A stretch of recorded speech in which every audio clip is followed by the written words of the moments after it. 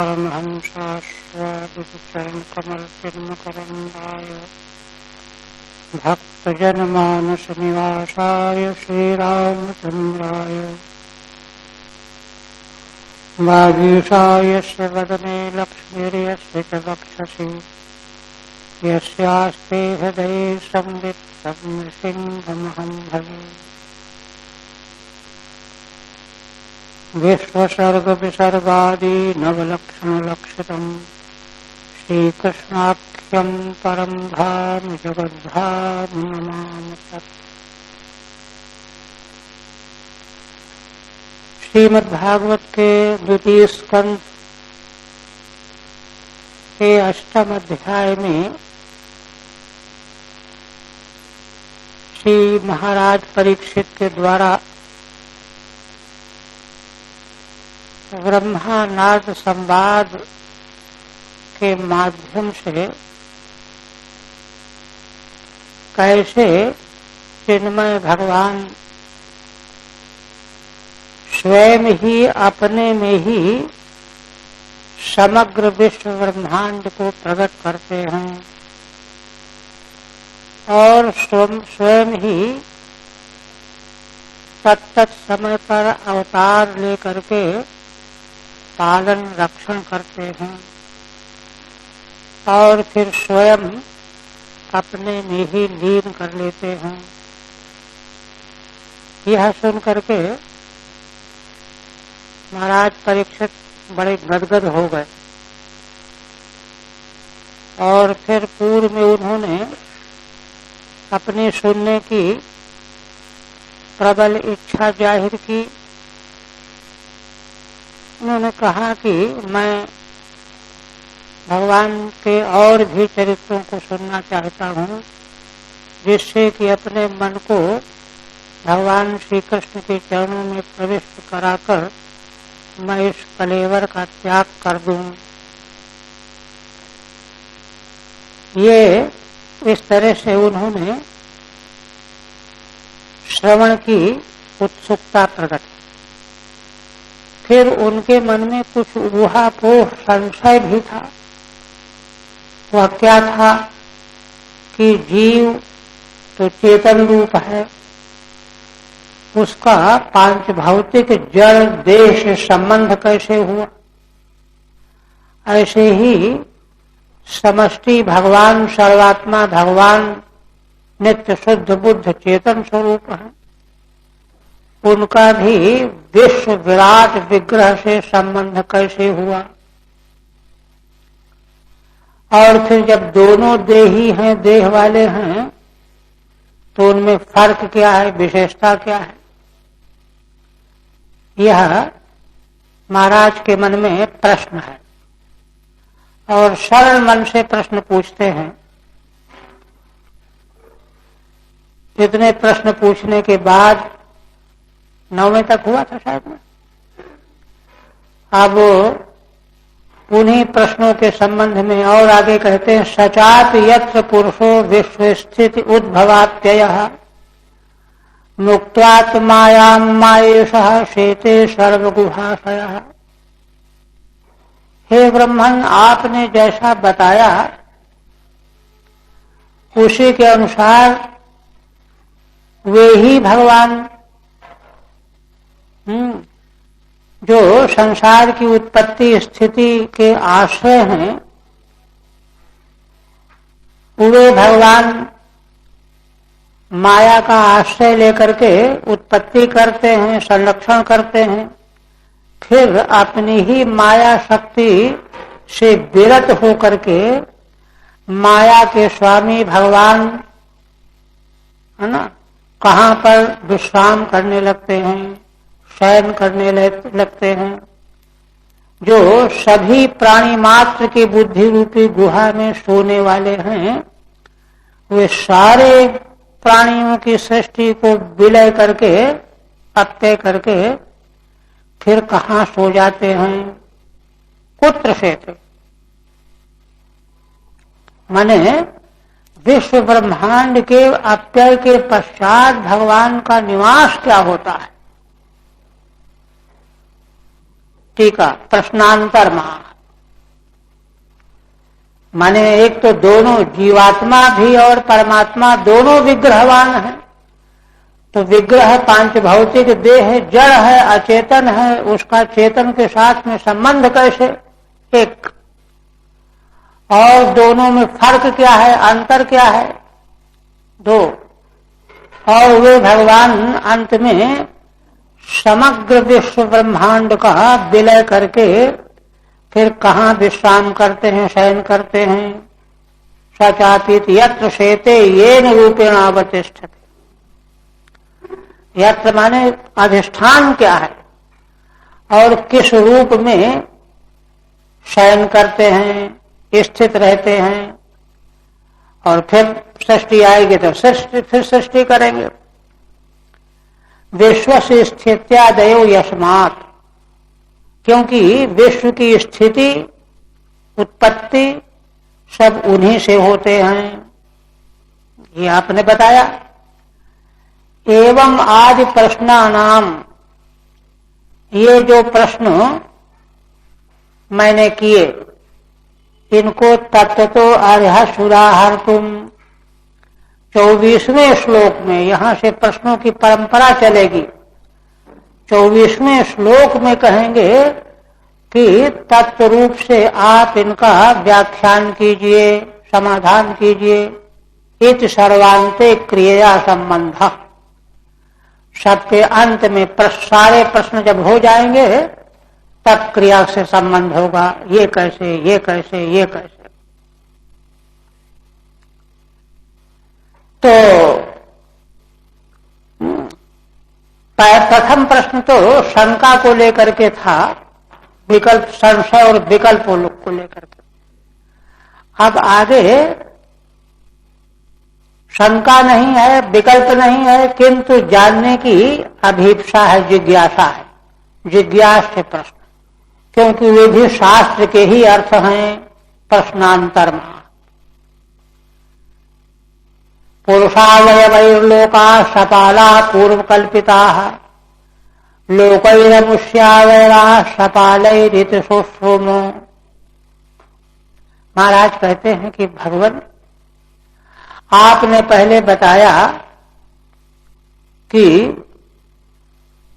उन पुरुषावतार विराट भगवान के अंग प्रत्यंग अवयवों के द्वारा लोक और लोकपालों की कल्पना की गई है संसार में, ब्रह्मांड में। एक और दूसरी बार आपने स्वयं कहा लोकै अमुष्यावयवाः, ये जो 14 भुवन लोक हैं, इन लोकों में भगवान के अवयव की कल्पना की गई। देखिए, दो तरह की बात हुई ना। भगवान के ही अवयव में तब तक लोक स्थित हुए, और प्रथम अध्याय में भगवान सुखदेव जी ने वर्णन करते हुए कहा है, पाताल में तस्य पादमूलम से लेकर के, माने जो विश्व ब्रह्मांड के भुवन हैं, ये सारे के सारे लोग भगवान के तत्त अंग रूप से समझना चाहिए। तो अंगों में लोक दृष्टि और लोक में अंग दृष्टि, ये बात हो गई दोनों। लोकै अमुष्यावयवाः सपालैरिति सुश्रुमो। प्रश्नांतरमा पुरुषावयवैः, पुरुषस्य अवयवैः पूर्वं कल्पिताः, पुरुष के, परमात्मा पुरुष के अवयवों से लोकों की कल्पना की गई है। ये कहा गया, यस्यावयवैर्लोकान् कल्पयन्ति मनीषिणः, ये वचन कहा गया है। जिन पुरुषावतार भगवान के अवयवों से मनीषी लोग लोकों की कल्पना करते हैं, भूर्भुवः स्वः जन तप सत्य आदि, यहां पर। और दूसरी बात लोकैश्चामुष्यावयवाः, लोकों के द्वारा भगवान के अवयवों की कल्पना की गई है थी। वो कहां पर? पाताल में तस्य ही पादमूलम, यहां पर इत्यादि। त्वन्मुखात् श्रुतवन्तो वयम्, आपके मुख से हमने यह सब सुना है। तो ये दोनों तरह की बात का मतलब क्या है? आगे समाधान उत्तर देंगे, और मोटा मोटी समाधान यहां समझना चाहिए कि दोनों ओर से जब बात कही जाती है तो उसमें अभेद स्थापित होता है।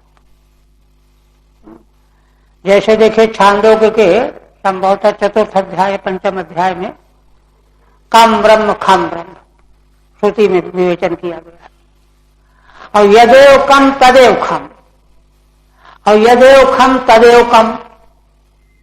तो इस श्रुति की व्याख्या में भगवान शंकराचार्य भाष्य में कहते हैं कि क्यों भाई, श्रुति उसी बात को पलट करके दोहराती क्यों है? यदेव कम, कम माने सुख, कम पहले है कम ब्रह्म खम ब्रह्म, और फिर है यदेव कम तदेव खम, यदेव खम तदेव कम, ये है श्रुति। कम ब्रह्म, कम माने सुख और खम माने आकाश। तो कम ब्रह्म है, सुख भी ब्रह्म है, किंतु कैसा सुख? आकाश के द्वारा विशेषित किया हुआ सुख। आकाश के द्वारा विशेषित किया हुआ सुख का मतलब क्या हुआ? आकाश तो शून्य है, माने विषय संसर्ग शून्य जो सुख है वह ब्रह्म है, विषय सुख नहीं। विषय संबंध शून्य जो आनंद है, सुख है, वह ब्रह्म है। ये व्याख्या करके फिर कम और खम को दोनों को अभेद कहा। तो यदेव कम तदेव खम, यदेव खम तदेव कम, इसी पर भाष्यकार ने विवेचन किया है कि भाई दो बार दोनों का अभेद बताने का मतलब है कि दोनों वस्तुतः एक ही हैं, बिल्कुल फर्क है नहीं। यही बात देखिए भगवान सुखदेव जी ने श्रीमद् भागवत के उपसंहार में जहां महाराज परीक्षित को अंतिम उपदेश किया है, आम ब्रह्मयो त्वम ब्रह्मयो नान्यस्त्वम ब्रह्मैवाहम न चापरम, वहां पर भी यही बात है। तो ये बात जो है वहां तात्पर्य यही है कि आत्मा और ब्रह्म में बाल के बराबर भी फर्क का नामो निशान नहीं, सर्वथा भेद। इस तरह से भगवान के अंग ही लोक हैं, लोक ही भगवान के अंग हैं। इस कथन का तात्पर्य जो दो जगहों पर कहा गया है, इसका मतलब 100% सब कुछ भगवान ही हैं। भगवत दृष्टि को यथार्थ रूप में ग्रहण कराने के लिए उपदेश किया गया है। शास्त्र की बातें ऐसी नहीं है कि बस सुन लिया और हाँ मान लिया और समझ में आ गया और आ गया हो गया, वो पूरी तरह से ग्रहण करने की है। ऐसा ग्रहण करना है। आगे यावान कल्पो विकल्पो वा यथा कालो नुमूयते। हे ब्रह्मन, कल्प माने कल्प का विस्तार जितना बड़ा है, महाकल्प। विकल्प माने उसके अवान्तर कल्प कितने समय का होता है। यथा कालो नुमीयते, जैसा उसका अनुमान किया गया है। भूत भव्य भवत शब्दो आयुर्मानम चयत सतः। भूतकाल, भविष्य काल, वर्तमान काल, इन तीनों प्रकार के कालों की पहचान कैसे होती है? कैसे हम जान जाते हैं कि भूतकाल है, भविष्य काल है? आयुर्मानम चयत सतः, और कार्य वस्तु की आयु कितनी है, आयु का प्रमाण कितना है। ठीक है। एवं संदेह विपर्याभ्याम प्रश्नम, तो अब तक 11वें तक तो महाराज के प्रश्न संदेह वाले और विपर्य वाले।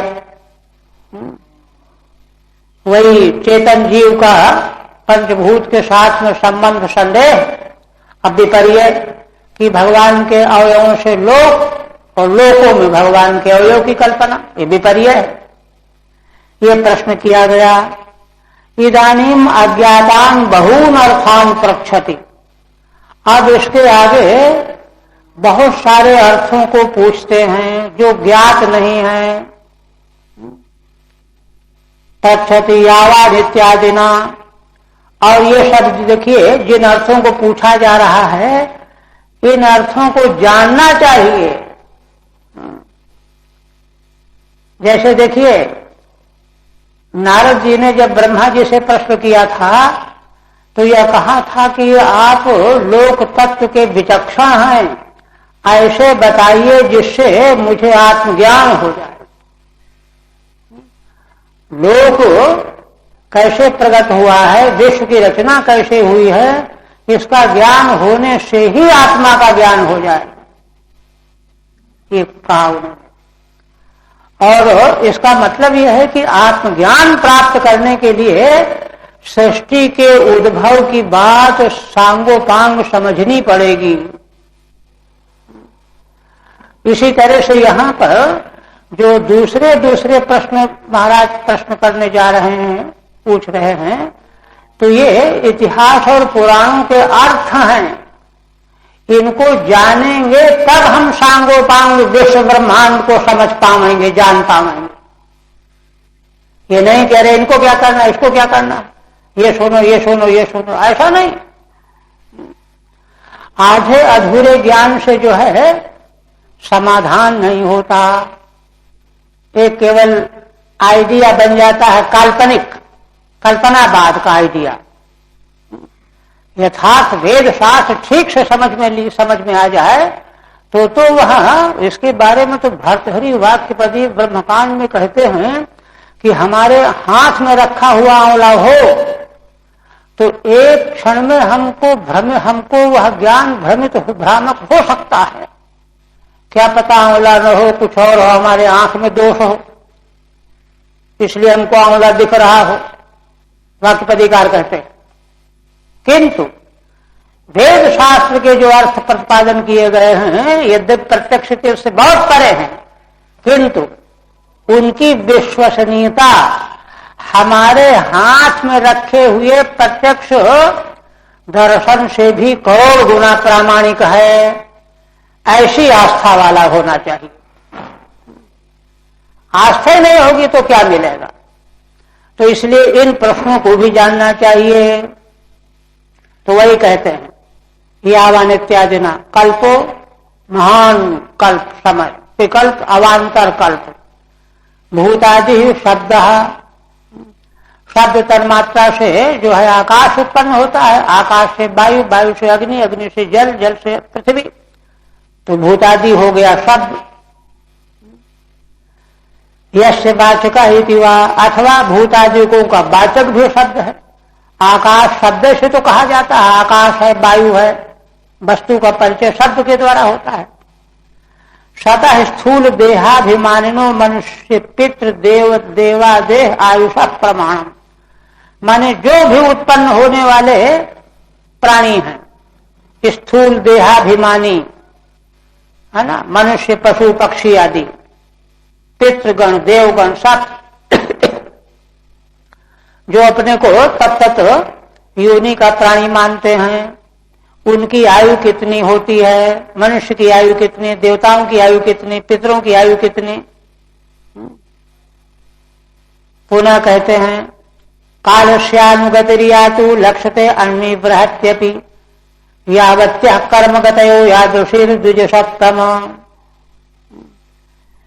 पुनः कहते हैं कि हे ब्रह्मन, काल की अनुगति, अनुगति माने ज्ञान, काल को हम कैसे समझते हैं। कहते हैं काल एक तो सबसे छोटा टुकड़ा काल का, अन्वी माने जिससे छोटा क्षण से भी छोटा टुकड़ा हो सके, लव वगैरह, और बृहद शब्द का मतलब सबसे बड़ा खंड काल का, वर्ष है ना, सबसे छोटे टुकड़े से जोड़ते जोड़ते जो तृतीय स्कंध में ये सब विषय आया है, क्षण, लव, दिन, पक्ष, मास, अयन, ऋतु, वर्ष, 100 वर्ष की आयु फिर मनुष्य की, ये सब वर्णन आया है। उसी को पूछ रहे हैं। अन्य माने सबसे छोटा काल का बोध, और बृहत्यपि और सबसे बड़ा वर्ष रूप, यावत्य कर्मगतयो यादृशी द्विजसत्तमो। और हे श्रेष्ठ ब्राह्मण, कर्म की गतियां कौन कौन सी हैं और कैसी हैं? यावत्य माने कौन कौन सी कितनी हैं, और यादृशी माने कैसी हैं कर्म की गतियां। क्यों माने कौन से कर्म करने से क्या फल मिलेगा, कौन गति मिलेगी? हम देवता बनेंगे, असुर बनेंगे, मनुष्य बनेंगे, पशु पक्षी बनेंगे। वे कितने प्रकार के हैं? अनुमान प्रकार है प्रस्तो विशेषम पृच्छति काल से। पहले तो काल कल्प आदि का अनुमान का प्रकार पूछा, विशेष पूछते। अनुगति माने प्रवृत्ति, माने काल कैसे जगत को प्रभावित करता है। कर्म की गतियां, कर्म प्राप्यानि स्थानानि, माने कौन कौन से कर्म करने से कौन कौन स्थान प्राप्त होते हैं। यादृशी यादृश्य, ये बताइए। और कहते हैं यस्मिन् कर्म समावायो यथा येनोपगृह्यते गुणानाम गुणिनाम चैवो परिणामम् अभीप्सताम्। पुनः पूछते हैं कि कर्म का समवाय कैसा रहने पर यथा येन उपगृह्यते, जिस कर्म समवाय को जो प्राणी, जैसा प्राणी उसको ग्रहण करके और कर्म करता है और कर्म करके फल विशेष प्राप्त करता है। गुणों से कर्म होता है। गुण तीन प्रकार के, सत्व रजतम, तो तीनों गुणों का और गुणियों का। गुणी कौन? गुणों को स्वीकार करने वाले जीवात्मा प्राणी। इनका परिणाम अभिप्सताम, इनका परिणाम चाहने वाले जीव, है ना। किस प्रकार के कर्मों को स्वीकार करके, किस प्रकार के कर्म करके वे कौन कौन से फल प्राप्त करते हैं। ठीक है। गुणानाम सत्वादि नाम परिणामम, क्यों? गुणों का परिणाम ही तो सब प्राणी है। देवादि रूप मिच्छताम, माने देव रूप की जो चाहता है कि हमको देव योनि मिले तो शतोगुणी कर्म करने पड़ेंगे। शतोगुणी कर्म कौन से हैं जिनको करने से देव योनि प्राप्त होगी? रजोगुणी कर्म कौन है जिनको करने से मनुष्य योनि प्राप्त होगी? ये तात्पर्य है। तो गुणी नाम जीवा नाम, गुणी हो गए जीव जो गुणों को स्वीकार करते हैं तभी कर्म करते हैं, है ना। जीवा नाम मध्य यस्मिन् परिणामे कर्मणाम पुण्य पापा नाम समवाय समुदाय, कौन से परिणाम में कर्मों के द्वारा पुण्य पाप बनता है और पुण्य पाप का समवाय बनने से वैसा ही उसका परिणाम फल प्राप्त होता है। केन कर्म समुदायेन कथम कृतेन, माने कौन सा कर्म समुदाय और कैसे किया जाए, और उस कर्म के करने का अधिकारी कैसा जीव है, को अधिकारी, और तब वह देवादि भाव को प्राप्त कर सकता है। अब ये थोड़ा है कि देवादि भाव को प्राप्त कोई भी करना चाहे तो वो कर्म करके देव बन जाएगा। उसका अधिकारी कौन है, ये सब भी विचार है। भूपाताल ककुद व्योमो ग्रह नक्षत्र भूभृताम सरित समुद्र द्वीपानाम संभवश्चैतदोकसाम। इसी प्रकार से ये तो जीवों के कर्म की गतियां, कर्मों के प्रकार। अब उन कर्मों के फलस्वरूप जीव जहां जहां जन्म लेते हैं, पैदा होते हैं, वो स्थान ही ब्रह्मांड है। तो पृथ्वी, पाताल, ककुब माने दिशाएं, आकाश, ग्रह नक्षत्र, भूभृताम पर्वत, सरित नदियां, समुद्र, द्वीप, इनकी उत्पत्ति कैसे हुई, और इनमें रहने वाले जो घर बना करके रहने वाले जीव जंतु हैं, जैसे जल में रहने वाले जंतु हैं, समुद्र में रहने वाले जंतु हैं, द्वीपों में रहने वाले हैं, पहाड़ों में रहने वाले हैं। तो ये सब जीव जंतु और ये सारे स्थान, इनकी उत्पत्ति कैसे हुई, भूपातालादि नाम संभवः, भूपातालादिकों का उत्पन्न होना। एतान्युकांक्षीयेषाम, जिन जीवों के ये स्थान है, कोई जीव भूलोक में, कोई पाताल लोक में, कोई समुद्र में, कोई पर्वत में, ये शाम प्राणिनाम तेषाम च संभव, वे कैसे उत्पन्न होते हैं। यथेत सर्वत्रानुसंग, जैसे भी उत्पन्न होते हैं यथा का सभी जगह संबंध समझ लेना चाहिए। फिर कहते हैं प्रमाण मंडकोशस्य बाह्याभ्यंतर भेदतः महताम चानुचरितम वर्णाश्रम विनिश्चय। अंडकोश की लंबाई चौड़ाई कितनी है, बाहर कितना लंबा चौड़ा है, भीतर कितना लंबा चौड़ा है, बाह्याभ्यंतर भेदतः महताम चानुचरितम, और संसार में जो महान पुरुष हैं उनका चरित्र कैसे होता है, कैसा होता है। वर्णाश्रम विनिश्चय, और वर्ण धर्म आश्रम धर्म का निश्चय कैसे किया जाता है। वर्णानाम आश्रमाणाम च विनिश्चय तत्तत् स्वभाव निर्धारः, चारों वर्ण चारों आश्रमों के स्वभाव का निर्धारण कैसे किया गया है, शास्त्रों में किया गया है सृष्टि को देख करके, तो यह बताइए। और कहते हैं अवतारानुचरितम यदाश्चर्यतमं हरेः युगान युगमानं चो धर्मो यश्च युगे युगे। भगवान के मंगलमय आश्चर्यजनक अवतार और उन अवतारों के चरित्र, युगों का मान, सतयुग कितना बड़ा, द्वापर त्रेता आदि, और उन युगों के धर्म अलग अलग। सतयुग में धर्म कैसा होता है, त्रेता में, द्वापर में, कलयुग में, युग युग का। युगे युगे प्रत्युगम यो धर्मो यच्च हरे अवतारानुचरितम। प्रत्येक युग में जैसा जैसा धर्म की स्थिति रहती है और जो जो भगवान का अवतार होकर के चरित्र होता है, यह सब बताइए।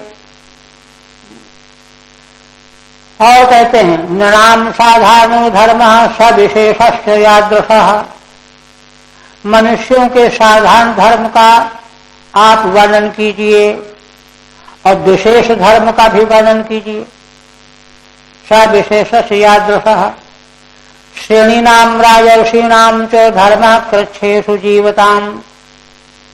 श्रेणी माने जो व्यवसाय करने वाले लोग हैं, राजर्षि क्षत्रिय आदिकों के जो धर्म हैं, इनके धर्म। और जो लोग कठिनाई में पड़े हुए हैं, दुर्दशाग्रस्त हैं, उनका धर्म क्या होना चाहिए, यह सब आप बताइए। सविशेषो वर्णाश्रम निबंधन। मनुष्यों का तो साधारण धर्म मानव धर्म हो गया, सविशेष माने ब्राह्मण क्षत्रिय वैश्य आदि को विशेष धर्म हो गए। श्रेणी नाम माने तत्तद व्यवसायोपजीवी नाम। अलग अलग अपना अपना व्यवसाय करके जो जीविका चलाने वाले हैं। व्यवहार नियम लक्षणों धर्म, उनके व्यवहार का जो नियम बनाया गया है, सबका नियम बना हुआ है धर्मशास्त्रों, वह कैसा कैसा धर्म है। राजर्षि नाम माने प्रजा पालनाधिकारी नाम, प्रजा का पालन करने का अधिकार जिन क्षत्रियों को है, उनका धर्म बताइए। कृच्छ्रेषु आपत्सु जीवताम सर्वेषाम। जो कठिनाई में आपत्तियों में जी रहे हैं, मुसीबत में पड़े हुए हैं, उनको उनका धर्म क्या है, उनको क्या करना चाहिए। देखिए अब ये सब प्रश्न इसलिए यहाँ किए जा रहे हैं कि इन प्रश्नों का जानना और इनमें जो बात कही गई है वैसा जीवन में धारण करना, सांगोपांग, तब जाकर के समग्र परमार्थ का निर्णय होगा। फिर कहते हैं तत्वानाम परिसंख्यानम लक्षणम हेतु लक्षणम। पुरुषाराधन विधि योगस्याध्यात्मिक तत्वों की संख्या परिसंख्यान, प्रकृति से लेकर के मूल प्रकृति, प्रकृति से महत्तत्व, महत्तत्व से अहम तत्व, अहम तत्व, 3 प्रकार का सात्विक राजस तामस, तो उससे मन, इंद्रियां, पंच तन्मात्राएं, पंचभूत, और फिर इस प्रकार से यह जो तत्वों की संख्या 25 तत्वों की संख्या गिनाई गई है, तो उनकी संख्या और उनका लक्षण बताइए, उनके हेतु का लक्षण बताइए। और पुरुषाराधन विधि, पुरुष माने भगवान की आराधना का विधान क्या है, प्रकार क्या है। योगस्याध्यात्मिकस्य च, और योग दर्शन, योग सूत्र, योग में अष्टांग योग और आध्यात्मिक, आध्यात्मिक में ज्ञान वैराग्य भक्ति तीनों का समावेश है। ज्ञान वैराग्य भक्ति तीनों का समावेश है। आध्यात्मिक योग क्या है? कपिल भगवान के द्वारा इसी योग का उपदेश किया गया है माता देवहूति के। सर्वेषां तत्वानां प्रकृत्यादीनां परिसंख्यानम, सारे तत्व प्रकृति आदि इनकी गिनती कितनी संख्या है, और उनका स्वरूप क्या है, लक्षण माने स्वरूप। हेतु तो लक्षणम, और हेतु पूर्वक लक्षण बताइए। तत्त कार्य हेतु तेन च लक्षणम इत्यर्थः, कि माने वह तत्व किस कार्य का हेतु है, ऐसा लक्षण बताइए जिस तत्व के द्वारा जिस कार्य की उत्पत्ति होती हो। पुरुषाराधन से विधि देव पूजा प्रकार, देव माने भगवान की पूजा का प्रकार। अष्टांग योग से च विधि, अष्टांग योग की विधि बताइए। और कहते हैं योगेश्वरैः स्वर्य गतिर्लिंग भंगस्तु योगिनाम, वेदोपवेद धर्माणाम इतिहास पुराणयोः। ये योगेश्वरों के ऐश्वर्य की गति माने उपलब्धि, फल प्राप्ति, माने योग के जो विशेषज्ञ हैं उनको क्या गति प्राप्त होती है, और योगियों के देह का भंग कैसे होता है, लिंग शरीर का नाश कैसे होता है, मुक्त कैसे होते हैं। और वेदोपवेद धर्माणाम इतिहास पुराणयोः, वेद उपवेद, उपवेद में आयुर्वेद, गांधर्व वेद, वास्तु वेद, इनके धर्म, इतिहास और पुराणों के धर्म जो वर्णन किए गए धर्म हैं, आप यह सब हमको बताइए। ठीक है। योगेश्वराणाम ऐश्वर्येण अणिमादिना अर्चिरादि गति, योगेश्वरों को ऐश्वर्य आदि के द्वारा अणिमादि की प्राप्ति और अर्चिर आदि मार्ग से, उत्तरायण मार्ग से परम धाम को जाना। लिंग शरीर से भंग प्रलय, लिंग शरीर समष्टि लिंग शरीर से मतलब है, प्रलय हो जाता है। वेदा ऋग्वेदादय, उपवेदा आयुर्वेदादय, वेद और उपवेद, धर्मा धर्मशास्त्राणि तेषाम, इन सब का, और इतिहास पुराणयोश्च गति स्वरूपम, इतिहास और पुराणों की गति माने स्वरूप बताइए। देखिए ये पूछ रहे हैं। और देखिए संप्लव सर्वभूतानाम विक्रम प्रतिसंक्रमः इष्टापूर्तस्य काम्यानाम त्रिवर्गस्य च यो विधि। सर्वभूतानाम संप्लव माने प्रलय, और विक्रम, विक्रम माने स्थिति स्थापन, प्रतिसंक्रम माने महाप्रलय, पहले अवान्तर प्रलय फिर महाप्रलय और स्थिति। इष्टापूर्तस्य काम्यानाम त्रिवर्गस्य च यो विधि, इष्ट कर्म पूर्त कर्म, काम्य कर्म, त्रिवर्ग माने धर्म अर्थ और काम, इनकी विधि का मतलब इनका कैसे पालन किया जाए कि विरोध न हो। अब मान लो अर्थ काम में लग गए, धर्म का विरोध हो गया तो गड़बड़ हो गया, और धर्म में लग गए अर्थ काम का विरोध होगा तो भी गड़बड़ हो गया। अविरोधेन त्रिवर्ग का विधान कैसा होता है? टीका संप्लव अवांतर प्रलय यद्वा सम्यक प्लवनम उद्भव अथवा संप्लव का उद्भव माने उत्पत्ति, विक्रम माने स्थिति, तद संक्रमो महाप्रलय। उत्पत्ति, स्थिति और महाप्रलय। इष्टम वैदिकम कर्म, इष्ट कर्म वैदिक कर्म है। पूर्त कर्म स्मार्त कर्म है।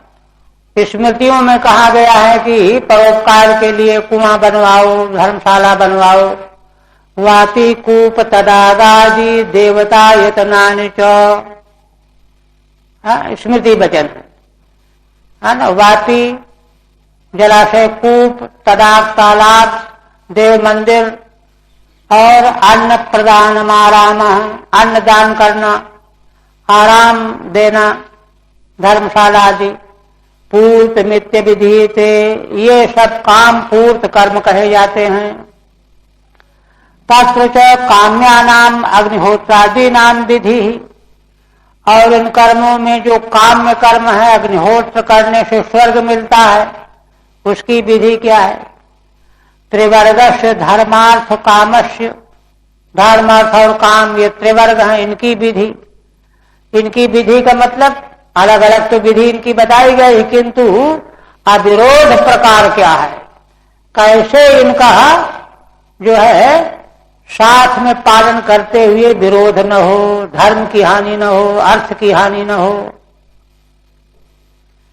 इसी प्रकार से यश्चानुसायी नाम सर्व पाखंड च संभव आत्मनो बंध मोक्षौ च व्यवस्थानम स्वरूपतः। पुनः कहते हैं अनुसायी नाम माने जो जीव प्रलय काल में पड़े रहते हैं और सृष्टि होने पर उनकी सृष्टि होती है तब उत्पन्न होते हैं, तो उनकी उत्पत्ति कैसे होती है?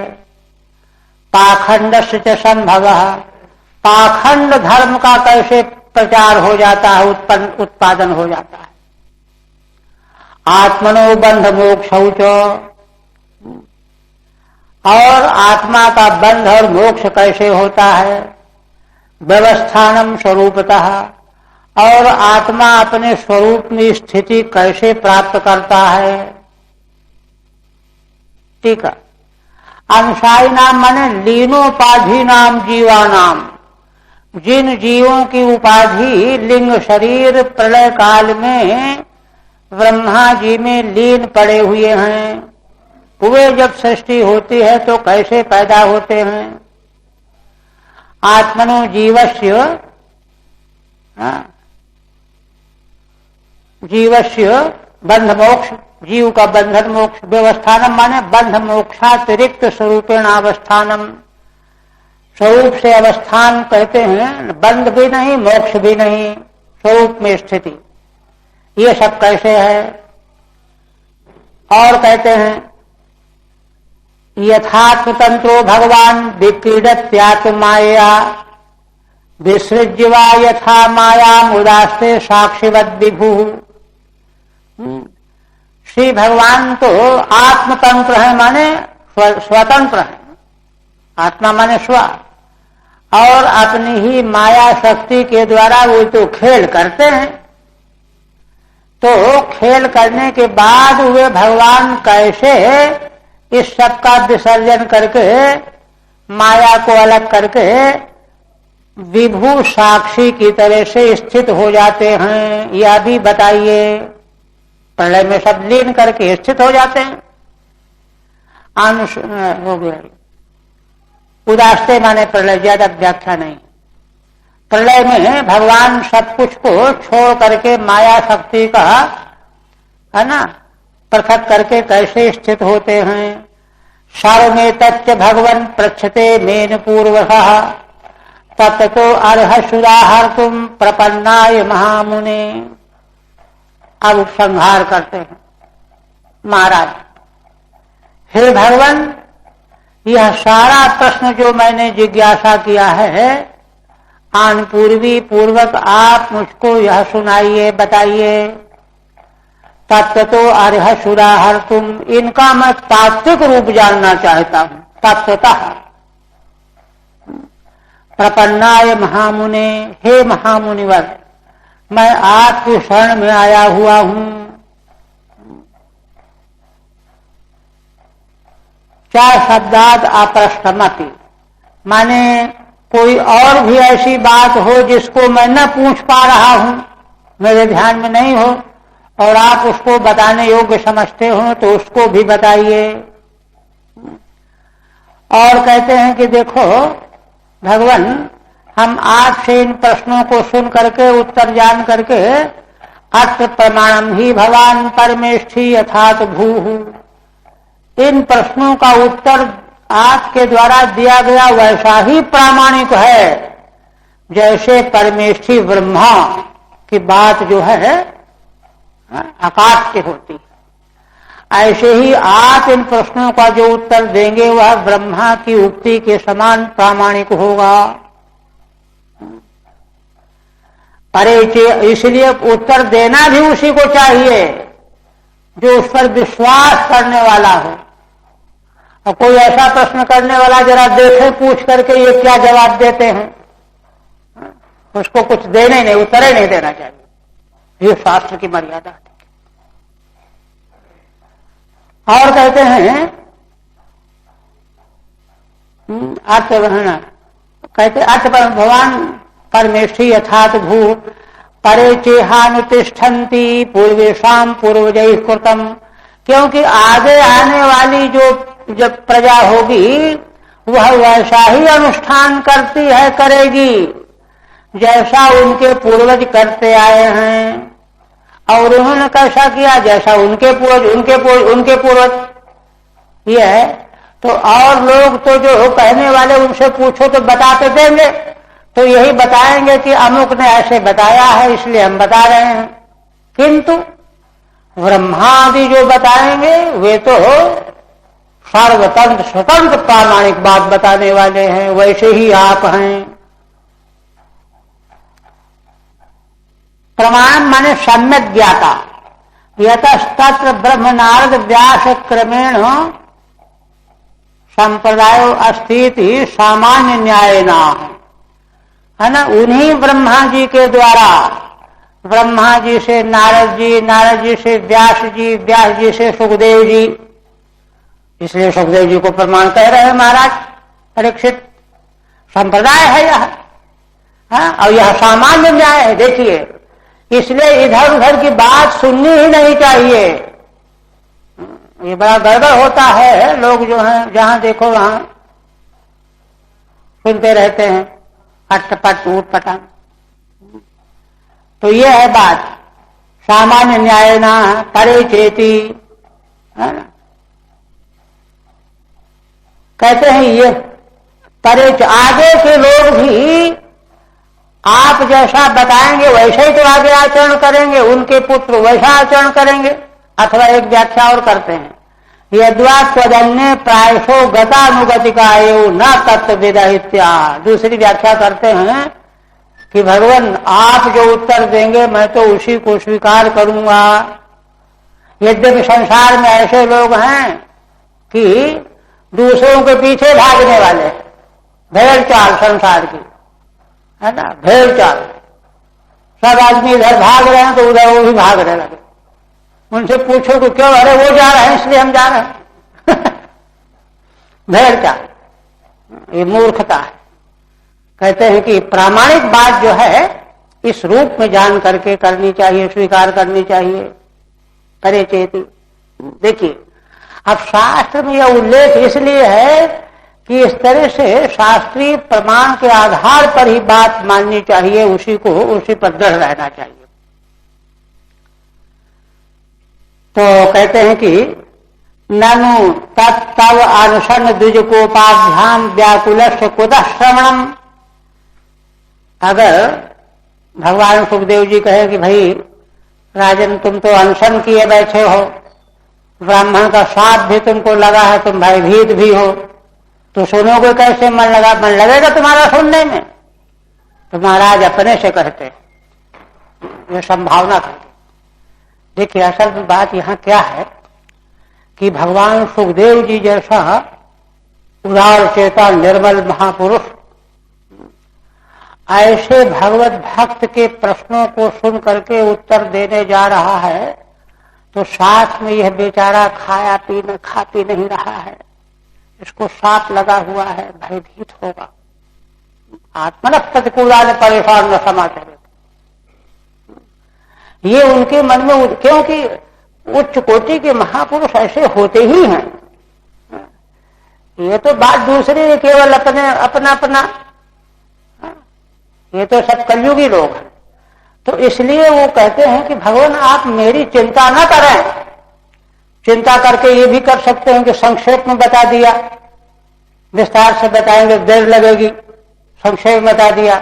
इसलिए कहते हैं, साफ कर रहे हैं कि भगवान आप महाकारुणिक हैं, लेकिन आप मेरी चिंता न करें।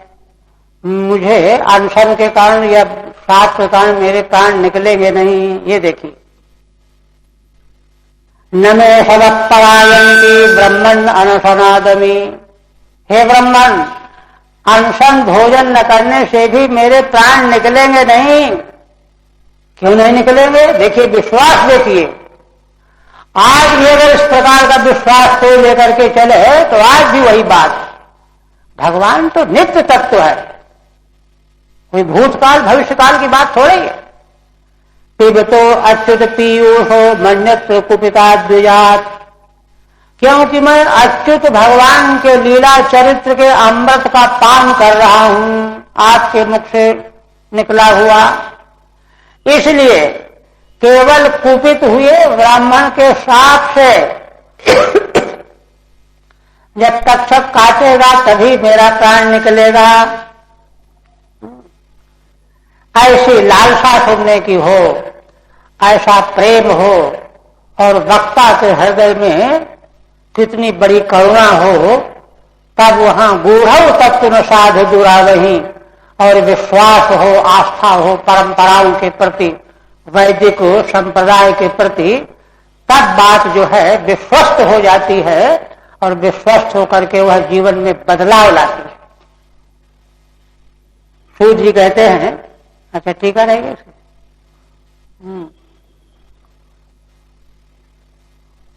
ननु तव अनशन द्विजकोपाध्याम व्याकुल सुकुद श्रवणम। अरे भाई तुम तो अनशन किए बैठे हो, ब्राह्मण का साथ भी लगा है। कहते नहीं, न परायन्ति न पगच्छन्ति, मेरे प्राण निकलेंगे ही नहीं। न व्याकुली भवन्ति इत्यर्थ, कोई मुझे व्याकुलता भी नहीं हो रही है। क्यों? अच्युत कीर्ति पीयूषम, भगवान के यश रूपी अमृत का मैं जो पान कर रहा हूं।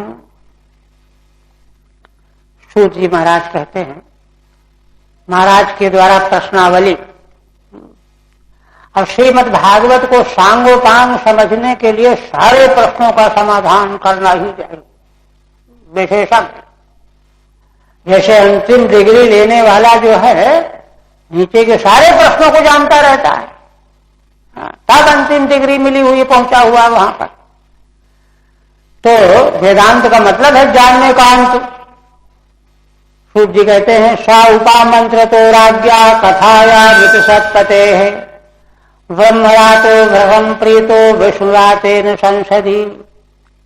सूत जी महाराज कहते हैं कि वे भगवान सुखदेव जी ब्रह्मरातः उपामंत्रतः माने प्रार्थितः, भगवान सुखदेव जी से जब महाराज के द्वारा प्रार्थना की, कितना उन्होंने उत्सुक अपना व्यक्त किया। किस लिए प्रार्थना? सतपते कथायाम। सतपति कौन? सदामपति सतपति भगवान, भक्तों के सत्पुरुषों के पति स्वामी भगवान हैं। उनकी कथा के लिए जब प्रार्थना की गई, तब ब्रह्मरातः भगवान सुखदेव भृशं प्रीतः, बहुत ज्यादा प्रसन्न हो गए। प्रार्थना किनके द्वारा? विष्णुरातेन, विष्णुरात नाम परीक्षित का, ब्रह्मराज नाम भगवान सुखदेव जी का। सांसद माने सभासी, बड़े बड़े योगी यति संत महापुरुष विद्यमान थे। आप कहते हैं उपामंत्रता माने प्रष्टा, संचासो प्रतिष्ठतास्य।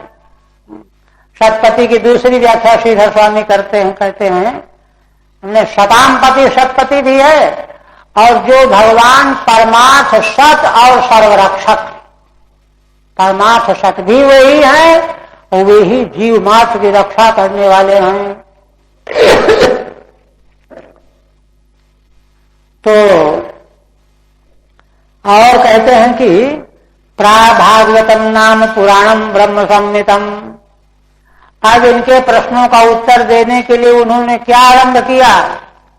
कहते हैं कि ब्रह्म संहितम भागवतम नाम पुराणम प्राह। असल में भगवान सुखदेव जी ने सोचा कि इनके प्रश्नों की जो नंबर पहला ये दूसरा ये, इस ढंग से अगर उत्तर देंगे तो समय बहुत लगेगा, और क्रम भंग भी हो जाएगा। इसलिए हम क्या करेंगे, श्रीमद् भागवत महापुराण इनको सुना दें, सब प्रश्नों का अपने आप समाप्त उत्तर मिल जाएगा। इसलिए कहते हैं भागवतम नाम पुराणम प्राह, उत्तर देने के लिए। मतलब क्या हुआ, भागवत नाम पुराण सुनने से सब प्रश्नों का उत्तर मिल जाएगा। क्यों मिल जाएगा? ब्रह्म संहितम, भागवत पुराण जो है वेद तुल्य है। ब्रह्म माने वेद। कहते हैं कि अच्छा यह पुराण कहां से लाए, कहां से आया, कैसे आया? तो ब्रह्मणे भगवत प्रोक्तम। अरे भागवत पुराण तो ब्रह्मा जी के लिए भगवान के द्वारा कहा गया है। स्वयं भगवान नारायण ने ब्रह्मा जी को सुनाया है। कब सुनाया है? ब्रह्म कल्प उपागते, सृष्टि के आदि में ब्रह्म कल्प जब आया, उस प्रथम कल्प के आरंभ में जब ब्रह्मा जी प्रकट हुए थे, उस समय भगवान ने इनको श्रीमद् भागवत पुराण सुनाया था। वही भागवत पुराण जो है महाराज परीक्षित को सुनाने लगे, क्योंकि इसको सुनाने से उनके सारे प्रश्नों का समाधान हो जाएगा। टीका, ब्रह्म कल्पे श्रेष्ठ उपक्रम कल्पे। पहला कल्प ब्रह्म कल्प जो है सृष्टि का उपक्रम कल्प है, ब्रह्म कल्प कहा जाता है। भागवताख्याने नैव प्रश्नानाम उत्तरम दातुम उपक्रांतवान इत्यर्थ। तो कहते हैं उत्तर देना चाहिए, भागवत सुनाने का मतलब क्या है? तो श्रीधर स्वामी कहते हैं भाई इसलिए कि भागवत का आख्यान कर देने से ही सारे प्रश्नों का उत्तर हो जाएगा, इसलिए उसका उपक्रम करने लगे। और यद्यत परीक्षित ऋषभः पांडुनाम अनुपृच्छति आन पूर्वेण तत्सर्वम आख्यातुम उपचक्रमे। कहते हैं पांडु नाम ऋषभः, पांडु वंशियों में श्रेष्ठ परीक्षित महाराज जो प्रश्न कर रहे थे, आन पूर्वेण तत्सर्वम आख्यातुम उपचक्रमे, उन सारे प्रश्नों का आनपूर्वी के अनुसार व्याख्यान करने का उपक्रम करने लगे भगवान सुखदेव जी। पांडु नाम ऋषभ श्रेष्ठ टीका में आनपूर्वेण प्रस्ताव क्रमोत्र विवक्षितो न प्रश्न क्रम। यहाँ पर तात्पर्य है, आनपूर्वी का अर्थ यह है प्रश्नों का क्रम तो चाहे जो हो, किंतु उत्तर देने का क्रम यह होता है कि जिस उत्तर को पहले देने से 2-3 प्रश्नों के उत्तर अपने आप हो जाते हों, उनको पहले करना चाहिए। क्रम है उत्तर देने का। तो वही कह रहे हैं कि प्रस्तावना, प्रश्न क्रम यहां विवक्षित नहीं है, प्रस्तावना का क्रम, माने कैसे इनको उत्तर दिया जाए कि थोड़ा बोलना पड़े और उत्तर सबका हो जाए, इसलिए प्रश्न क्रम विवक्षित नहीं है। हरि ओम तत्सत्। श्रीमद् भागवते महापुराणे द्वितीय स्कंधे प्रश्न विधिर नामाष्टमोध्याय। ओम भगवदर्पणमस्तु। अभी तो है। आप देखिए 2 अध्याय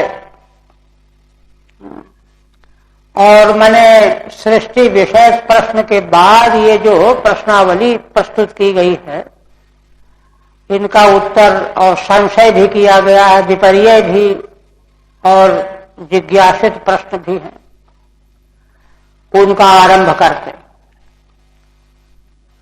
तो 9वें अध्याय में कहते हैं, राज प्रश्नोत्तरम वक्ष्यन् ब्रह्मणे हरिणोदितम कथयामास नवमे शुको भागवतम पुनः। श्रीधर स्वामी कहते हैं कि श्री भगवान सुखदेव जी ने 9वें अध्याय में महाराज परीक्षित के प्रश्नों का उत्तर देने के लिए देते हुए श्री ब्रह्मा जी के लिए जो भगवान के द्वारा भागवत सुनाई गई थी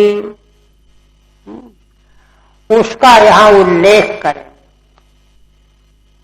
माने चाहिए तो ये था कि भागवत ब्रह्मा जी को जो भगवान ने उपदेश किया, ब्रह्मा जी ने नारद जी को, नारद जी ने व्यास जी को, व्यास जी ने विस्तृत करके सुखदेव जी को, वही शुरू कर देते। किंतु पहले ना भागवत की प्रामाणिकता को स्पष्ट करने के लिए कि वह भागवत क्या है जिसको भगवान के द्वारा ब्रह्मा जी को उपदेश किया गया, देखिए और ध्यान दीजिएगा कि श्रीमद् भागवत जो चतुश्लोकी प्रसिद्ध मूल भागवत है, उसके अर्थ से सारे अर्थ की संगति लगनी चाहिए। समग्र श्रीमद् भागवत का 12 स्कंध का जो व्याख्यान अर्थ है वह उन्हीं 4 श्लोकों के व्याख्यान के अनुगुण ही होना चाहिए। अगर उससे इधर उधर हो गया तो कल्पनावाद माना जाएगा, काल्पनिक माना जाएगा। तो वहां चतुश्लोकी भागवत ब्रह्मा जी को है ना देने का अवसर कैसे आया, क्या परिस्थिति हुई, उसका उद्भव उद्गम बता रहे हैं पहले। वही कहते हैं श्री शुक वाचो, है ना। आप देखिए उत्तर भी आरंभ कर रहे हैं। पहला प्रश्न महाराज ने किया था कि भगवान आपने बताया कि जीव जो है बंधन में पड़ जाता है, देह गेह में फंस जाता है अहंता ममता में। तो जीव तो चेतन है और देह उसका अचेतन है, पांच भौतिक है, तो उससे संबंध कैसे हुआ? दर्शन शास्त्र का नियम है कि संबंध जो है साजात्य में होता है। भाव का भाव से संबंध होगा, सावयव का सावयव से संबंध होगा। एक सावयव विरोध का संबंध नहीं होगा, निर्वय विरोध का संबंध नहीं होगा, अभाव अभाव का संबंध नहीं है। अब जैसे किसी के पास जो है कपड़े भी नहीं है, भोजन भी नहीं है, तो उनका क्या संबंध होगा? अभाव अभाव का संबंध नहीं, एक अभाव एक दूसरा भाव उसका संबंध नहीं, नियम है ना। रस्सी से हम घड़े को बांध करके पानी खींचते, दोनों भाव रूप है ना। अगर घड़ा न हो तो रस्सी किसको बांधेगी, और रस्सी न हो तो घड़े को कौन बांधेगा?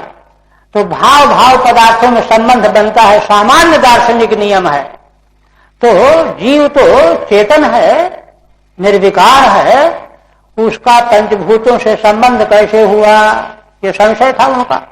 उसी को पहले आरंभ कर रहे हैं, क्योंकि संशय को पहले निकाल देना चाहिए। अब संशय समेटे बैठे हुए हैं, सब खत्म हो गए। सुन रहे हो लेकिन विश्वास ही नहीं हो रहा, सब खत्म। इसलिए संशय को निवृत्त करने के लिए भगवान सुखदेव जी पहले उत्तर दे रहे हैं। क्या? आप श्री सुखवाच आत्मायामृते राजन परस्यानुभवात्मनः न घटेताथ संबंधः स्वप्न दृष्टिरिवांजसा। देखो राजन, तुमने जो जीवात्मा का शरीर से संबंध की बात उठाई है तो समझ लो, जीवात्मा जो है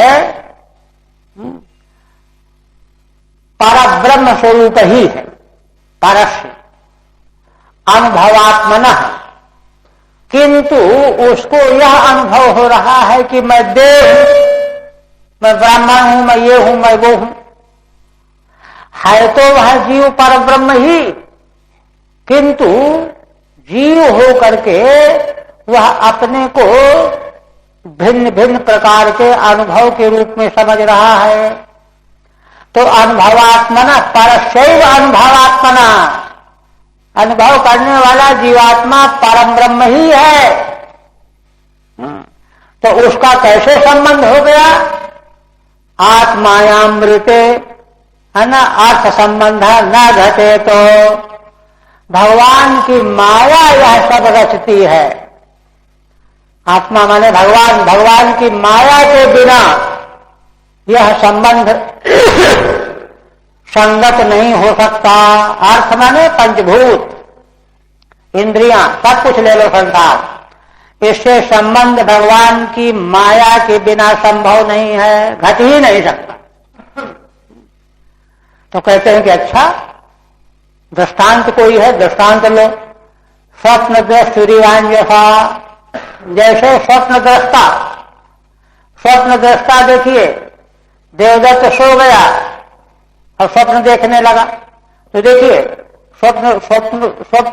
स्वप्नावस्था है ना, स्वप्नावस्था की जो है व्याख्या की गई उपनिषदों में।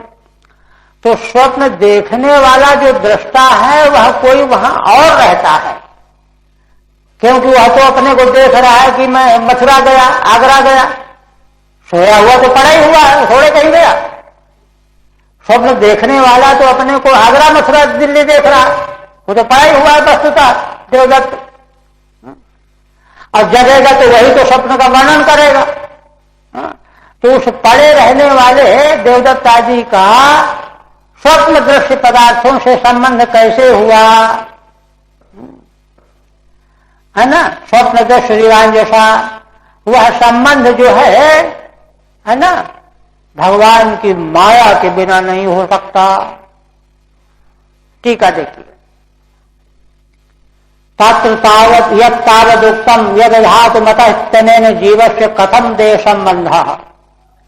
यह जो महाराज ने प्रश्न किया था कि जीव तो पंचभूतों से अलग है, उसका देह से संबंध कैसे, तत्वोत्तरमा उसका उत्तर दे रहे हैं।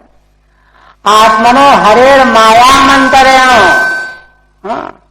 आत्मा माने भगवान श्री हरि की माया के बिना अनुभव रूप से आत्मनः जीवस्य, अनुभव रूप जो जीव, देखिए जीव अनुभव रूप है। अनुभव रूप का मतलब क्या है ना? वह देह में रहते हुए जागृत अवस्था का अनुभव करता है अलग अलग, स्वप्नावस्था का अनुभव करता है, सुषुप्ति अवस्था का भी अनुभव करता है।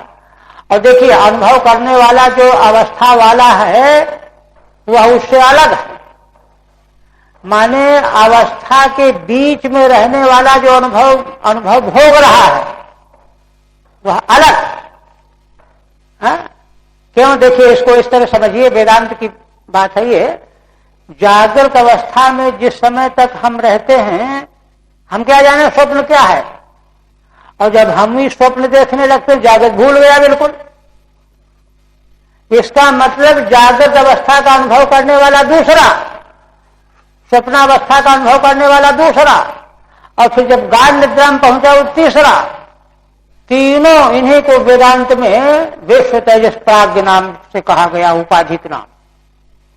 तीनों अलग अलग, किंतु इन तीनों अवस्थाओं के भोक्ताओं को अलग प्रकाशित करने वाला एक चेतन तत्व और है, जो दूसरे दिन स्मरण करता है कि अच्छा कल हमने इतने घंटे तक काम किया, फिर भोजन करके सो गए, फिर स्वप्न में ये देखते रहे, फिर गाढ़ निद्रा आ गई, अब फिर जग करके देख रहे हैं। तीनों अवस्थाओं का अनुसंधान कर रहा है ना कोई, वो इन सबों से अलग है। क्योंकि जो अनुभव कर रहे थे अवस्थाओं का वो तो दृश्य है, इस चौथे का, यही तुरी है, इस चौथे तुरी का दृश्य है वो। अनुभव करने वाला और अनुभव सब दृश्य है, अवस्था और अनुभव करता तीनों का। तो वह जो तुरीय है उसी को यहां परस कहा गया है, किंतु उसी के अनुभव में आया कि जो है विश्व बन करके उसने जागृत का अवस्था का अनुभव किया, तेजस बन करके स्वप्न का, प्राग्ञ बन करके सुषुप्ति का अनुभवात्मा हुआ है। तो उसमें यह संबंध कहां से आया? अवस्थाओं का संबंध, अवस्थाओं का मतलब स्थूल देश है संबंध, सूक्ष्म देश है संबंध, कारण देश है संबंध। ये संबंध कैसे आया, कैसे आया? क्योंकि वे तो बिल्कुल अलग अलग पदार्थ हैं। वो चेतन है, ये चेतन है, वो तीनों अचेतन है ना। और जो उपभोक्ता है वो चेतन जड़ दोनों है, मिश्रित है ना, वो गांठ है, ग्रंथि रूप है ना, जीवात्मा ग्रंथि रूप है, आभास रूप है। तो कहते हैं कि वह भगवान की माया के बिना नहीं घट सकता। टीका में चल रहा है ना, आत्मनो अर्थेन दृश्येन, अर्थ जितना सब दृश्य है, जो जो कुछ भी हम बाहर जानते हैं सब दृश्य है। तो देखिए तीनों अवस्थाओं को भी तो हमने अलग जाना, अलग जानने वाला तुरीय अलग है ना। तभी तो कह रहा है कि मैं पहले इतनी देर तक काम करता रहा, फिर स्वप्न देखता रहा, फिर सुषुप्ति में आया, अब मैं फिर जग करके देख रहा हूं। तीनों से अलग है, क्योंकि जो अनुभव करने वाला है वह दृश्य की कोटि में नहीं हो सकता, वो तो दृश्य से अलग होकर के अनुभव करने वाला है। तो उसको कहते हैं अर्थेन दृश्येन देहाजना संबंधो अंजसा तत्व तो न घटे, आसानी से तत्वता हो नहीं सकता। ये तो मानने पड़ेगा। अत्र हेतु कहते हेतु क्या है? परस्य स्वप्न दृष्टु यथा स्वप्न देश संबंधो न घटते, जैसे स्वप्न दृष्टा का स्वप्न के देश से संबंध कहां है ना। वह तो जगने के बाद उसको अनुभव हुआ कि आज स्वप्न में आगरा गया, दिल्ली गया। तो आगरा दिल्ली जाने वाला जो शरीर था स्वप्न वाला, स्वप्न देह, देखिए स्वप्न देह, स्वप्न की इंद्रियां, स्वप्न के पदार्थ सब अलग हैं। उनका अनुभव करने वाले का उससे क्या संबंध है, क्या लेना देना, उससे संबंध कैसे बनेगा? वह संबंध जो है भगवान की माया के प्रभाव से अपने में मान लेता है नहीं। उसका मान लेना जो है यही भगवान की माया से मोहित हो जाना है। इसी मोहित पने से बचाना है, आत्मा को छुड़ाना है। मुक्ति हेत्वा अन्यथा रूपम स्वरूपेण व्यवस्थिति, व्याख्या की जाएगी आगे। तो न घटते तद्वत्। और कहते हैं इसी प्रकार से ये तो आत्मा का देह से संबंध और पदार्थों के ज्ञान, पदार्थों से संबंध हो गया। इतने ही नहीं, यह सारा विश्व ब्रह्मांड जितना भी दृष्टिगोचर हो रहा है, दिखाई दे रहा है, यह सब भी माया से है। वही कहते हैं बहुरूप इवा भाति माया बहुरूपया रममाणो गुणेश्वस्या ममाहमिति मन्यते। कहते हैं कि है ना, बहुत रूप की तरह से माया के द्वारा वह सर्वात्मा तत्व, चेतन तत्व ही बहुत रूप वाली माया के से संपृक्त होकर के बहुत रूपों में भासमान होता है। मैं मनुष्य हूं, पशु हूं, पक्षी हूं, देवता हूं, दानव हूं, कमजोर हूं, बीमार हूं, रोगी हूं। रममाणो गुणेश्वस्या, अच्छा ये हालत क्यों आई उसमें? कहते हैं कि माया के गुणों में रमण करने लगा, ये पागलपन कर बैठा। सत्व रजतम जो माया के गुण है उनमें रमण करने लगा। और रमण करने लगा, रमण करने का लक्षण क्या है? मैं ये हूं, मैं देव हूं, ये मेरा है। यह अज्ञान से जो रमण करने लगा, जो है नहीं, देह है नहीं, गुण है नहीं, किंतु उसका स्वरूप अपने को मान बैठा, उससे संबंधियों को अपना संबंध जोड़ लिया और तब फिर जो है बहुत रूपों में वही भासमान होने लगा। ठीक है, संसारो भी मायई वेत्याह, सारा संसार माने ये तो एक देश में समझना है, सारा संसार सब कुछ माया का विलास है। बहुरूपो बाल युवाज रूपा, अभी बालक था फिर युवा हो जाएगा, वृद्ध हो जाएगा, है ना। देव नराज रूपश्चा भाति, वही देवता रूप में, नर रूप में आदि भासता है। गुणेशु देहादिशु, क्यों देहादि गुणों में जो है वह, है ना, रममाण हो गया, रमण करने लगा, आसक्त हो गया, संलिप्त हो गया। और कहते हैं यदि वायु महिम्ने स्वे परस्मिन काल मायो हो रमेत गत सम्मोह त्यक्तो दास्ते तदो भयम। आप कहते हैं कि अच्छा फिर इससे बचता कब है, कैसे बचता है? तो देखिए भगवान सुखदेव जी अनुग्रह पूर्वक महाराज के संशय को पूरी तरह से उधेड़ बुन करके साफ कर रहे हैं। ऐसा ही प्रश्नोत्तर विदुर मैत्रेय के संवाद में आएगा। कहते हैं कि देखो यह ही माने जिस समय, वाव माने निश्चित है, जिस समय यह चेतन जीवात्मा स्वयं महिमनी अपनी महिमा का ध्यान करेगा, महिमा में स्थित हो जाएगा। अभी कहां स्थित है? अभी तो गुणों में स्थित है, अभी तो भटका हुआ है माया के गुणों में। अपनी महिमा में, अपने स्वरूप में स्थित हो जाएगा, है ना। कहां भटका हुआ है, किसको छोड़ के स्थित होगा? स्वे परस्मिन काल मायो हो, है ना।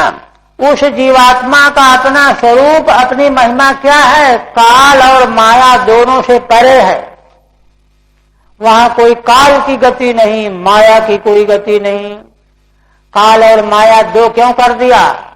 असल में ऐसा है कि काल ही तो माया के गुणों में क्षोभ पैदा करता है।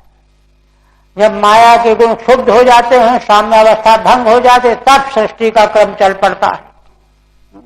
किंतु चेतन आत्मा गुणों को क्षुब्ध करने वाले काल से भी परे है और क्षुब्ध होने वाले तीनों गुणों से भी परे है। ऐसा अपने को जब जाने, अपनी महिमा को, स्वरूप को परिचित हो जाए, समझ जाए, परे पहुंच जाए, तो क्या होगा? रमेत गत सम्मोह, तब सारा सम्मोह उसका गत हो जाएगा, विगत हो जाएगा, नष्ट हो जाएगा। फिर अपने विशुद्ध स्वरूप में रमण करने लगेगा। रमेत गत सम्मोह त्यक्तो दास्ते तदुभयम, तदा उभयम त्यक्त्वा उदास्ते। उभयम माने दोनों शरीर, अथवा उभयम माने काल का प्रभाव, गुणों का प्रभाव, इनका त्याग करके अपने स्वरूप में उपस्थित स्थित हो जाता है। यह है राजन टीका। अतएव भक्ति योगेन तन निराशे सति, माने माया का जो, गुणों का जो आसक्ति है, यह भगवत भक्ति योग के द्वारा निराश हो जाने पर मोक्ष भी घट जाता है, घटित होता है। यह रहित, यह बात कहते हैं। वाव शब्द है एवार्थे, निश्चयार्थक, निश्चित रूप है। ऐसा नहीं कि भाई कहते तो हैं, अब देखो होता है कि नहीं होता है। निश्चित है, होता ही है, होगा ही, ऐसा है अर्थ। स्वयं महिम्न यदा रमेत, जब अपनी ही स्वरूप भूत महिमा में रमण करता है, तदेवाह, है ना। उसकी अपनी महिमा क्या है? काल मायो पुरुष प्रगत्यो परस्मिन, काल और माया, है ना, पुरुष और प्रगति से परे है। काल तो पुरुष का स्वरूप ही है, भगवत स्वरूप ही है, उससे परे। तदा उभयम, उभय का मतलब देखिए पीछे बताया ना कि अहंता ममता, देह को मैं मान लिया और देह संबंधी दूसरों को अपना मान लिया, इन दोनों का त्याग हो तब बात बने। अहंता ममता जो अनात्मा के प्रति, माया के गुणकृत पदार्थों के प्रति उसका त्याग हो, उसी उभय का त्याग करके, है ना। उभयम अहम ममेत च त्यक्त्वा उदास्ते माने पूर्ण रूपेण अवतिष्ठते, वह पूर्ण रूप में अवस्थित हो जाता है। तदुक्तम, यही बात अन्यत्र भी कही गई है। यया सम्मोहितो जीवः आत्मानं त्रिगुणात्मकम् परोपि मनुते अनर्थम तत्कृतम चाभिपद्यते। ये देखिए वहां प्रथम स्कंध में आया है, जब नारद जी व्यास भगवान को उपदेश देकर के चले गए कि श्रीमद् भागवत की रचना करो, तो भगवान व्यास ने समाधि लगाई पवित्र होकर के, तो 4 पदार्थों का दर्शन हुआ। पहला, अपश्यत पुरुषम पूर्वम, परम पुरुष परमात्मा का दर्शन हुआ। मायाम तदपाश्रयाम, और उन्हीं भगवान के आश्रय में रहने वाली माया का दर्शन हुआ 2। और माया का फिर आगे स्वरूप बताया, है ना। तत्कृतम चाभिपद्यते, उस माया का दर्शन हुआ जिस माया के द्वारा जीव अनर्थ भागी बन जाता है, उस विधा का।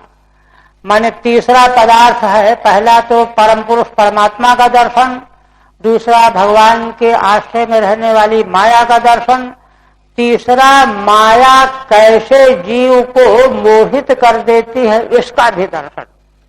देखिए ये तीसरा पदार्थ बड़ा रहस्य वाला है, क्योंकि हम मोहित कैसे हो रहे हैं इस रहस्य को नहीं जानेंगे तो बचेंगे कैसे। इसलिए तीसरा पदार्थ यह है कि यया सम्मोहितो जीवः परोपि मनुते अनर्थम तत्कृतम चाभिपद्यते। जिस माया के द्वारा जीव मोहित हो जाता है, और यद्यपि जीव जो है परात्पर ब्रह्म ही है, किंतु मायाकृत अनर्थ का भागी बन जाता है, यह भी देखा। भगवान व्यास को माया कैसे मोहित करती है उसकी सारी विधा दिखाई पड़ गई। जब विधा दिखाई पड़ेगी, रोग कैसे आया, तब दवाई ठीक लग पाएगी। तब इसके बाद चौथा भक्ति योग का दर्शन किया। जिस भक्ति योग चतुर्थ पदार्थ है, जिस भक्ति योग का आश्रय लेने से माया का निराश हो जाता है, उपद्रव दूर हो जाता है, तो उसी को यहां कह रहे हैं। ये असम्मोहितो जीव आत्मानम त्रिगुणात्मकम, जिस माया के द्वारा सम्मोहित हुआ जीव अपने को त्रिगुणात्मक मान लेता है कि मैं तो देव हूं, ये हूं, वो हूं। यद्यपि है वह जीव पर ब्रह्म, परोपि मनुते अनर्थम, किंतु अनर्थ का भागी बन जाता है। तत्कृतम चाभिपद्यते, और है ना अनर्थ कृत का भोग भोगने लगता है। और चौथा पदार्थ भी वही उनको दर्शन हुआ। चौथा पदार्थ क्या भगवान व्यास ने समाधि में देखा? अनर्थोपशमम साक्षात भक्ति योग मधोक्षजे। अधोक्षज भगवान में भक्ति योग, भक्ति योग का है ना स्पष्ट अर्थ है प्रीति, भगवत प्रेम। इसका भी दर्शन किया। भक्ति योग मधोक्षजे लोकस्या जानतो विद्वांस चक्रे सात्विक संहिताम।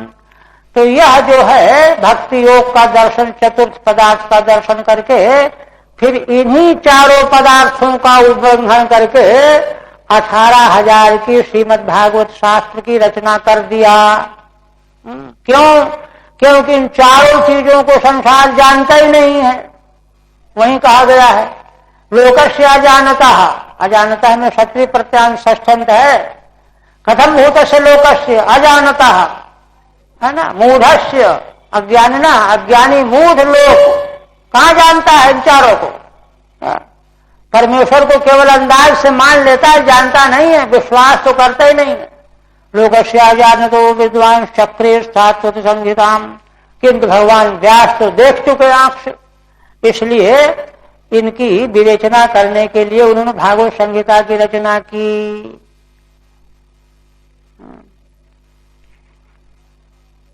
एक श्लोक और कर देंगे। एक कहते हैं कि वो बन जाएगा। आत्म तत्व विशुद्ध्यर्थम यदा भगवान द्वितम, कहते हैं कि अच्छा, यह जो अपनी महिमा में स्थित होकर के, है ना, जीव का मोक्ष संपन्न हो जाता है, यह कैसे होता है? तो अभी तो बता ही दिया कि भक्ति योग के द्वारा। अब भक्ति योग कहां से मिले? तो कहते हैं आत्म तत्व विशुद्ध्यर्थम। कहते हैं कि देखो, असल में आत्म तत्व का विशुद्धिकरण करना चाहिए। हाँ? और तब तक देखिए हम वस्तु को धोते रहते हैं जब तक पूरी तरह से निर्मलता नहीं आ जाती। उसी तरह से आत्म तत्व में जो जितना विकार चढ़ गया है, मल विक्षेप आवरण, सबको साफ करना है। उस आत्म तत्व के साफ न होने से ही ब्रह्मा जी घबरा रहे थे। आगे आएगा प्रसंग। भगवान से प्रार्थना करने लगे, भगवान आपकी आज्ञा से हम संसार बनाने जा रहे हैं, किंतु हमको कहीं यह रजोगुण जो है दबोच न दे, हम अपने को कर्ता न मानने लग जाएं कि हमने ये संसार बनाया, कितना बढ़िया बनाया, देखो कोई नहीं बना सकता, ऐसा अहंकार ना आ जाए। बनाने का, बढ़िया बनाने का अहंकार ना आ जाए, गड़बड़ न हो जाए। क्यों? जहां ये आया वहीं हम मिट्टी मिल जाएंगे, गड़बड़ हो जाएगा। क्यों? ये गलत है ना। तो ये आया क्यों? यही डर रहे थे ब्रह्मा जी, इसलिए आप कृपा करके हमको वह सामर्थ्य दो। तो भगवान ने कहा कि अच्छा ब्रह्मा जी, तुम डरो नहीं, हम तुमको भागवत दे रहे हैं, इसको तुम सावधानी पूर्वक मनन करके इसमें अपनी स्थिति को मजबूत दृढ़ बना लो। वो चतुश्लोकी भागवत आगे आएगी, इसी अध्याय में आगे आएगी। तो उससे क्या हुआ, उसी का संकेत कर रहे हैं भगवान सुखदेव जी। आखिर ब्रह्मा को डर क्यों लगा? आत्मा तो नित्य शुद्ध बुद्ध मुक्त है, डरने का काम कहां से आया? इसका मतलब है कि कल्पांतर का कोई न कोई बल उनके चित्त में लगा हुआ है। आखिर किस ब्रह्मा कैसे बने, ये बात तो हम बता चुके हैं पहले। इसलिए उस आत्म तत्व को जब तक पूरी तरह से धो नहीं लिया जाएगा, तब तक डर भय सुख दुख जाने वाले हैं नहीं। उसी को धोने के लिए, शुद्ध करने के लिए भगवान ने श्रीमद् भागवत चतुश्लोकी सुनाई। तो उसके अर्थ को अगर हम समझ जाएंगे तो हम भी अपना आत्मा शुद्ध कर लेंगे। ये है इशारा यहां पर। आत्म तत्व विशुद्ध्यर्थम, आत्म तत्व को शुद्ध करने के लिए, है ना, यदा भगवान ऋतम, भगवान ने जो कुछ ऋतम माने पारमार्थिक सत, परमार्थ और तो कुछ सत है ही नहीं। बेमतलब के डरे जा रहे हो, घबराए जा रहे हो। दूसरा द्वैत है नहीं, द्वितीयाद्वै वयम भवति, कोई डरने का काम नहीं है। लेकिन उसको बैठा लो पहले अपने भीतर। ऋतम किसको कहा? ब्रह्मणे दर्शन रूपम, ब्रह्मा जी को अपना रूप प्रकट हो करके। ये नहीं कि ब्रह्मा जी को भ्रांति हो गई कि हमको, कई लोग कहते हैं हमको स्वप्न में मंत्र मिल गया। स्वप्न मंत्र मिल गया, किससे मिल गया, कैसा मिल गया, अलग अलग स्थिति है, मिल भी सकता है अगर पवित्र शक्ति, पवित्रता है तो। लेकिन ब्रह्मा जी को तो भगवान ने, आगे आएगा इसी अध्याय में, प्रकट होकर के दर्शन दिया, उनके साधन की प्रशंसा की, हाथ मिलाया। ब्रह्मा जी तो गदगद हो गए कि भगवान जो हैं जैसे एक सखा दूसरे सखा से व्यवहार का, ऐसे व्यवहार कर रहे हैं। तो असल में जीव और परमात्मा हंस ही तो हैं, अंतर है कहां? मिलाया, ये दिखाया। और फिर जब उन्होंने ये अपना कठिनाई बताई तो भगवान ने चतुश्लोकी भागवत उनको दी, है ना। आदर्शन रूपम अब्दलीक व्रताद्व्रता, कहते हैं कि ब्रह्मा जी को भगवान ने रूप कैसे दिखा दिया। अब कोई सोचे कि हम जो है स्मरण करके सो जाएंगे, स्वप्न में हमको भगवान दिख जाए।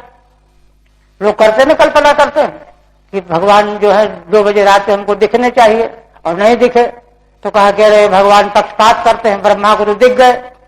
तो उत्तर देते हैं आप वेली के व्रताद् द्रुत। देखिए कह रहे हैं कि ब्रह्मा जी ने आप वेलीक माने निश्चल होकर के साधन अपनाया। तप रूप साधन आगे आए, तप करो तप करो। पहले तो बहुत समय तक जो है वो खोज में लगे रहे, बाहर दौड़ते दौड़ भाग करते रहे। जिस कमरे में बैठे थे उसमें नीचे डुबकी लगा करके गए, हजारों वर्ष खोज करते रहे कि हम पता लगाएंगे कि हमको किसने पैदा किया है। कमल में है तो कमल के नीचे जरूर होगा, क्योंकि और अकस्मात हम कहां से आए कुछ नहीं पता चला। फिर भगवान ने अनुग्रह करके कहा तप करो तप करो, तो उनको विश्वास हो गया और उन तप में बैठ गए। तब बैठ गए 1000 वर्ष तक तप करते। तो इसी को कह रहे हैं भगवान सुखदेव जी, कह रहे हैं कि आप वेलीक व्रताद् द्रुत। उनका जो है निश्चल साधन था, व्रत था। भगवान ने हमको आज्ञा दिया है कि तप करो तप करो, इसलिए हम तप कर रहे हैं निश्चय रूप से, विश्वास पूर्वक। इसलिए भगवान ने दर्शन दिया और दर्शन दे करके हाथ मिलाया और सब बातचीत की। और अंत में जब उन्होंने अपना भय बताया तो आत्म तत्व के शोधन के लिए चतुश्लोकी भागवत का उपदेश कर दिया। बस यही रहने दिया। बोलो सच्चिदानंद भगवान।